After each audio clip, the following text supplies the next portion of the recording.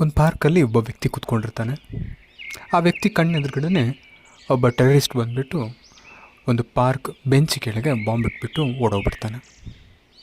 ಇದನ್ನ ಈ ವ್ಯಕ್ತಿ ನೋಡ್ಬಿಡ್ತಾನೆ. ಈ ಪುಣ್ಯಾತ್ಮ ಹೇಗಾದರೂ ಜನರನ್ನು ಕಾಪಾಡಬೇಕು ಅಂತ ಹೇಳಿಬಿಟ್ಟು ಆ ಬಾಂಬ್ನ ಪೊಲೀಸಿಗೆ ಕೊಟ್ಬಿಡ್ಬೇಕು ಅಂಥೇಳಿ ಅದು ತೊಗೊಂಡು ಪೊಲೀಸ್ ಸ್ಟೇಷನ್ ಹತ್ರ ಓಡ್ತಾನೆ. ಓಡೋದ್ರೆ ಲೇಟ್ ಆಗುತ್ತೆ ಅಂತ ಹೇಳಿಬಿಟ್ಟು ಒಂದು ಬಸ್ ಕೂಡ ಹತ್ಕೊಬಿಡ್ತಾನೆ. ಬಸ್ಸಲ್ಲಿ ಲಾಸ್ಟ್ ಸೀಟಲ್ಲಿ ಕೂತ್ಕೊಬಿಟ್ಟಿದ್ದಾನೆ. ಕಂಡಕ್ಟ್ರ್ ಬರ್ತಾನೆ ಹತ್ತಿರದಲ್ಲಿ. ಏನು ರೀ ಇದು ಅಂತ ಕೇಳ್ತಾನೆ. ಅದಕ್ಕೆ ಆ ವ್ಯಕ್ತಿ ಹೇಳ್ತಾನೆ, ಸಾರ್ ಬಾಂಬ್ ಸಾರ್ ಅಂತಾನೆ.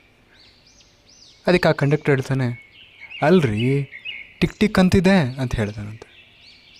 ಅದಕ್ಕೆ ಆ ವ್ಯಕ್ತಿ ಹೇಳ್ತಾನೆ, ಸರ್ ಲೈವ್ ಬಾಂಬ್ ಸರ್ ಅಂತ ಹೇಳ್ತಾನಂತೆ. ಕಂಡಕ್ಟ್ರ್ ಹೇಳ್ತಾನಂತೆ, ಯಾರಾದರೂ ಅದನ್ನು ಕಾಲ ಮೇಲೆ ಇಟ್ಕೊಳ್ತಾರಾ, ಸೀಟ್ ಅಡಿ ಆದರೂ ಇಡ್ಬೋದಾ ಅಂಥೇಳಿ ಸೀಟ್ ಅಡಿ ಇಡೋದಕ್ಕೆ ಹೇಳ್ತಾನಂತೆ.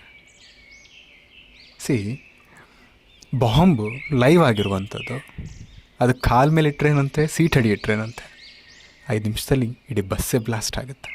ಹೌದಲ್ವಾ? ಇದೇ ರೀತಿ ನಮ್ಮ ಲೈಫಲ್ಲಿ ಸಾಕಷ್ಟು ಸಮಸ್ಯೆಗಳಿರುತ್ತೆ. ಪ್ರತಿ ಸಮಸ್ಯೆ ಬಂದಾಗ ನಾವೊಂದು ತಾತ್ಕಾಲಿಕವಾದಂತಹ ಪರಿಹಾರ ಹುಡ್ಕೊಳ್ತೀವಿ. ಅದಿದು ಬಾಂಬ್ ಥರ ಇರುತ್ತೆ. ಒಂದಲ್ಲ ಒಂದು ರೀತಿಯಲ್ಲಿ ಅದು ನಮ್ಮನ್ನು ಕಾಡುತ್ತೆ.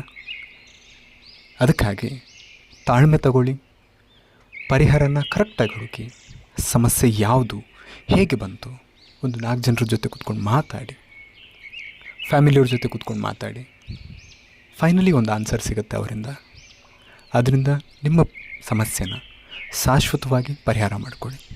ಇಲ್ಲ ಅಂದರೆ ಬಸ್ ಬ್ಲಾಸ್ಟ್ ಆಗೋ ಥರ ನಿಮ್ಮ ಲೈಫ್ ಕೂಡ ಬ್ಲಾಸ್ಟ್ ಆಗುತ್ತೆ. All the best. ಎಲ್ಲ ಚೆನ್ನಾಗಿರಿ, ಹ್ಯಾಪಿಯಾಗಿರಿ, ಖುಷಿಯಾಗಿರಿ.